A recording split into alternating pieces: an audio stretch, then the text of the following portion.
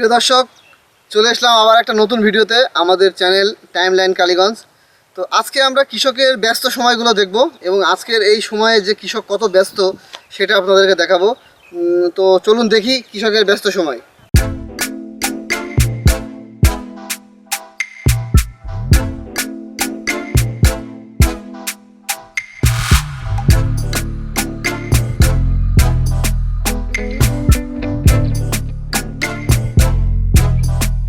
আমরা দেখতে পাচ্ছি কিছু কৃষক এখানে ধান কাটছে এবং তাদের এই ধান কাটার চিত্র আমরা আজকে আপনাদের মাঝে তুলে ধরছি। কৃষকের অনেক দাবি ছিল যে আসলে কৃষি অফিসে তারা গিয়েছিল একটি ভাইরাসজনিত রোগ, যে রোগটা আসলে তারা সমাধান করতে পারেনি এবং কিছু ধান চিটে পরিণত হয়েছে। তো এবছরে অনেক ফলনের সমস্যা, অনেক কৃষকই সেটা বলল যে ভাই এবছরে ধান খুবই কম হয়েছে। তো আমরা দেখলাম আসলে ধান এবারটা অনেক নষ্ট হয়েছে।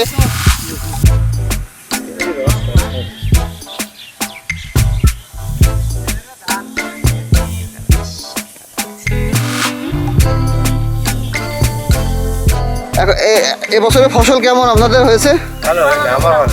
ভালো হয়নি না? ঝড় আসছিল, ওই ঝড়ের বাড়ি আর কারণে মনে করেন যে ধানে চিটে হয়ে গেছে।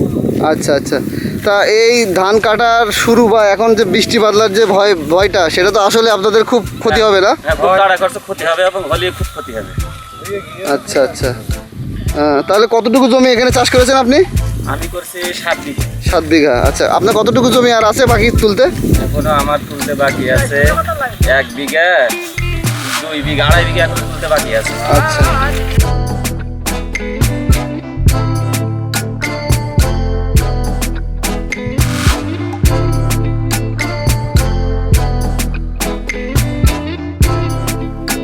উফ কি গরম, আসলে প্রচন্ড গরম, তাপ। এই রোদের ভিতরে এই কৃষকের যে কত কষ্ট দেখছেন কি, এই রোদের প্রচন্ড রোদে সে একটা কৃষক একটু বিশ্রাম নিচ্ছে।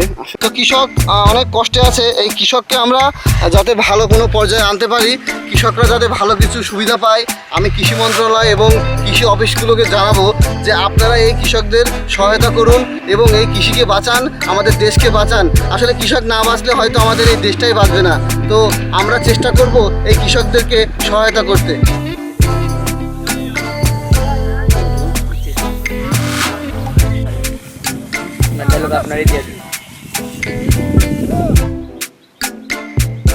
আচ্ছা, এখন এই যে ধানের যে চিটের বিষয়টা, এটা কি আসলে কোনো ভাইরাস কিছু?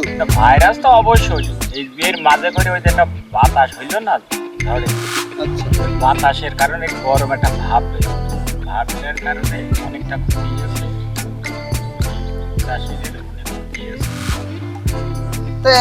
বাইল বেরোনোমুখী তো, বাইল বেরোনোমুখী, ওই ভাবটা বেরোনো। আসলে এই যে ধান ফলানো তো প্রচুর কষ্ট না? কষ্ট তো অবশ্যই, কষ্ট ছাড়া কি কোনো কাজ আছে নাকি? তো আমরা আসলে আপনাদের এই কষ্টটাই আসলে আমাদেরকে বাঁচিয়ে রাখে। আমরা কিন্তু চাষ করি না, আপনারা করেন।